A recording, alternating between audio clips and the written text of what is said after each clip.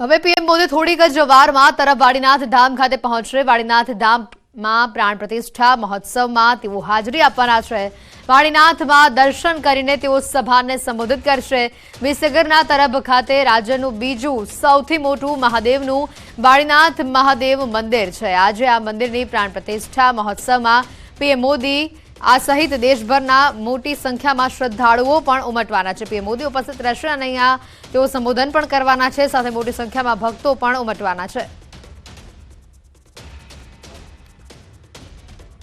થોડી જ વારમાં વાડીનાથ ખાતે તરફ વાડીનાથ મહાદેવ મંદિર ખાતે પીએમ મોદી પહોંચવાના છે, જ્યાં તેઓ સભાને સંબોધિત કરશે।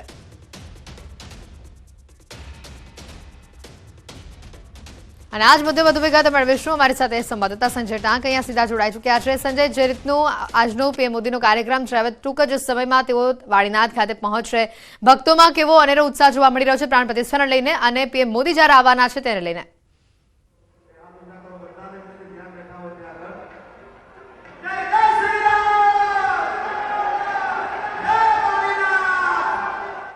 बिल्कुल, तो जे आपने हमारा संवाददाता सीधा अपनी साथ टूंक ज समय में फरी एक बार जोड़ाशे। जे रीतनो आज दृश्यों पण सामे आव्या छे, मोटी संख्या में श्रद्धाळुओ आज वाडीनाथ धाम खाते उमटवाना छे अने पीएम मोदी पण टूंक ज समय में अहींया आवी पहोंचशे अने महत्वनी बात छे प्राण प्रतिष्ठा में पीएम मोदी हाजरी आपवाना छे।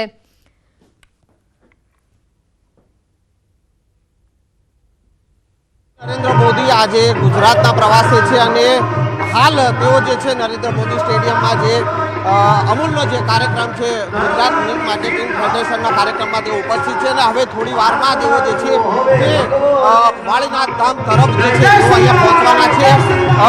जे गुजरातनुं बीजा नंबरनुं जे सौथी मोटुं जे शिवालय जे छे के तेनुं तेओ दर्शन करशे अने साथे साथे आ मंदिरना प्राण प्रतिष्ठा महोत्सवमां तेओ जे छे उपस्थित रहेवाना छे। आ साथे तेओ अहींया वाडीनाथ धाम परबमां जे छे एक विशाळ जाहेर सभाने संबोधवाना छे अने साथे साथे 13,000 जेटला विकास कामों जे छे ते रेलवेना लगता होय के अलग अलग जे विकास कामों छे ए तमाम विकास कामोना जे खातमुहूर्त अने लोकार्पण जे छे तेओ अहींया करवाना छे अने मोटी संख्यामां प्रधानमंत्री नरेंद्र मोदी ने सांभळवा माटे मोटी संख्यामां अहींया भारे जनमेदनी पण अहींया जोवा मळी रही छे।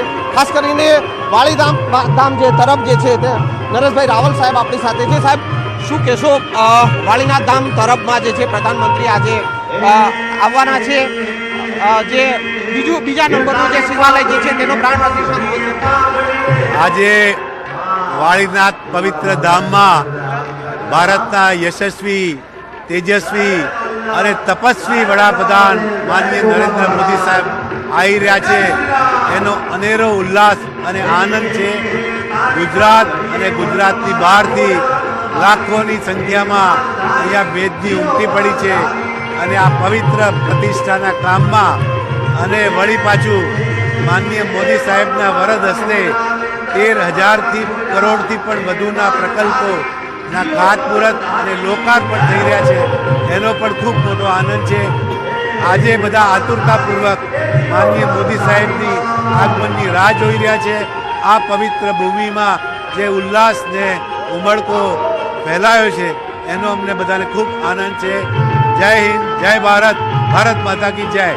विकास कामोनी जे भेट मळवानी छे, खास करीने 13,000 करोड़ना विकास कामो छे, कया एवा विकास कामो जे छे के तेनी प्रधानमंत्रीना हस्ते लोकार्पण अने खातमुहूर्त आज माननीय वडाप्रधान श्री જ્યારે લોકાર્પણ કરશે ત્યારે વિગતવાર બધા વિકાસ કામોની 13,000 કરોડના પ્રકલ્પોનો આપને જાણ થશે। તો હવે બધા એની જ રાહ જોઈ રહ્યા છે। જય હિન્દ, જય ભારત।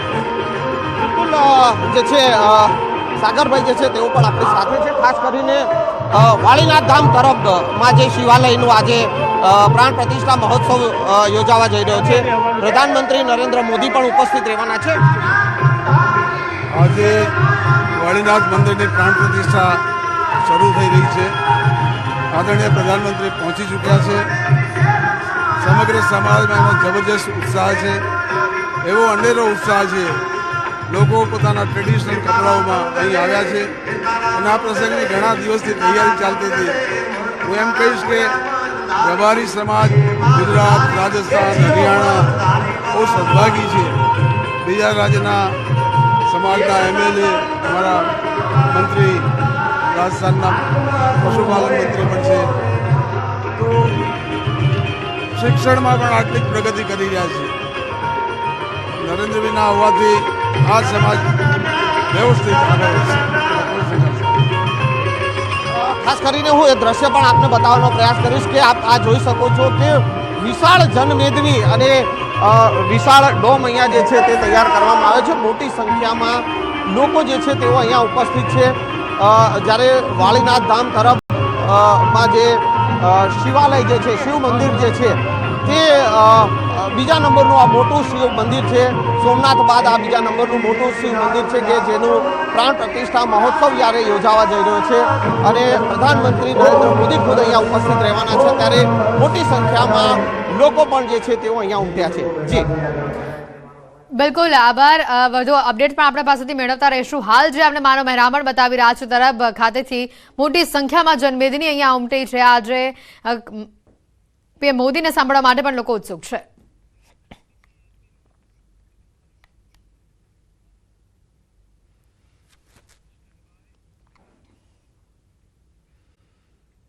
તો વલસાડના ઉમરગામ રેલવે સ્ટેશન ઉપર બની રહેલા ઓવરબ્રિજની કામગીરી જીવના જોખમે થઈ રહી છે, કારણ કે રેલવે ટ્રેક પર બની રહેલા ઓવરબ્રિજ પર શ્રમિકો જીવના જોખમે કામગીરી કરતા જોવા મળ્યા છે. બ્રિજની કામગીરીનો વિડીયો હાલ સોશિયલ મીડિયા ઉપર વાયરલ થઈ રહ્યું છે, જેમાં શ્રમિકો કોઈ સુરક્ષાના ઉપકરણો પહેર્યા વગર જ લટકીને કામ કરતા જોવા મળી રહ્યા છે. આ દરમિયાન એક ટ્રેન પણ સ્ટેશન ઉપર આવીને ઊભી રહે છે અને બ્રિજનો કેટલોક કાટમાળ નીચે પડે છે. વાયરલ વિડીયોમાં કોન્ટ્રાક્ટરની ગંભીર બેદરકારી જોવા મળી રહી છે. બ્રિજનો કાટમાળ એન્જિન પર પડે તો ટ્રેનને મોટું નુકસાન પણ થઈ શકે તેમ છે. સાથે જ સવાલ એ પણ છે કે સુરક્ષા વગર કામ કરતા શ્રમિકો સાથે કોઈ દુર્ઘટના ઘટે છે તો જવાબદાર કોણ રહેશે?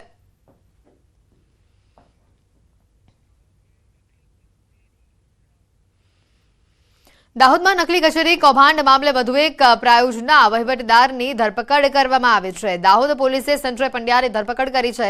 ચાર્જશીટમાં 7 બેંકના 200 સ્ટેટમેન્ટ સામેલ કરાયા હતા અને જેના કારણે 18.59 કરોડનું કૌભાંડ વધીને 25 કરોડને પાર થયું છે.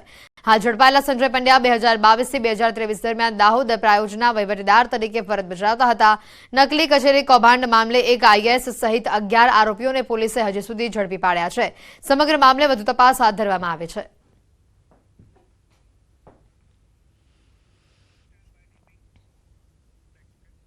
ભાવનગરમાં સફાઈ કર્મચારીઓનું ધરણા પ્રદર્શન સામે આવ્યું છે. ભરતી અને પડતર પ્રશ્નોનું નિરાકરણ ન આવતા સફાઈ કર્મીઓમાં રોષ જોવા મળી રહ્યો છે. સફાઈ કર્મચારીઓ અચોક્કસ મુદતની હડતાલ પાડી ધરણા પર બેઠા છે. અનેકવાર રજૂઆત છતાં નિરાકરણ નહીં આવતા સફાઈ કામ બંધ રાખવાનું હવે નક્કી કરવામાં આવ્યું. 700 જેટલા કર્મચારીઓ અચોક્કસ મુદતની હડતાલ પર ઉતરી આવતા તેઓએ પોતાનો વિરોધ નોંધાવ્યો છે.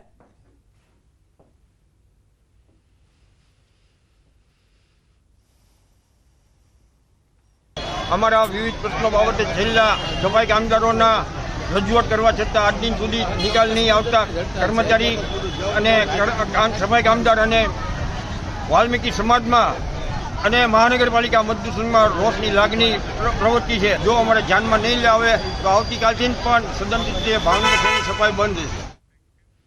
રાજકોટના ધોરાજીમાં નાખવામાં આવી રહેલી પાણીની પાઇપલાઇનમાં ગોલમાલ હોવાનો આક્ષેપ કરાયો છે. શહેરના જૂનાગઢ રોડ પર સિમેન્ટના રસ્તા બનાવવાનું કાર્ય ચાલી રહ્યું છે અને તેવામાં આ રસ્તાની સાઇડમાં ફૂટપાથ ઉપર નાખવામાં આવી રહેલી પાણીની પાઇપલાઇનનું કાર્ય મંજૂરી વિના જ શરૂ કરાયાનો આક્ષેપ કરવામાં આવ્યો છે. પ્લાન, એસ્ટિમેટ, વર્ક ઓર્ડર કે ટેન્ડર પ્રક્રિયા કર્યા વિના જ માર્ગ બનાવતા કોન્ટ્રાક્ટરે આ કાર્ય શરૂ કરી દીધું હોવાનું સામે આવ્યું. માત્ર માર્ગ બનાવવાની મંજૂરી મળ્યા છતાં કોન્ટ્રાક્ટરે પાઇપલાઇનનું કામ શરૂ કરી દેતા કોંગ્રેસે ગોલમાલ કરાયાના આક્ષેપો કર્યા છે. આ અંગે માર્ગ મકાન વિભાગ તરફથી પણ કોઈ પ્રકારની કાર્યવાહી ન કરાઈ હોવાનો પણ દાવો કરવામાં આવ્યો છે.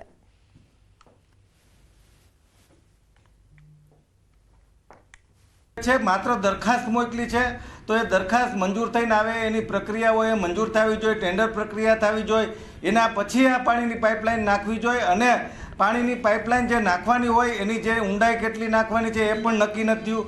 નથી કોઈ એન્જિનિયરના અભિપ્રાય એવા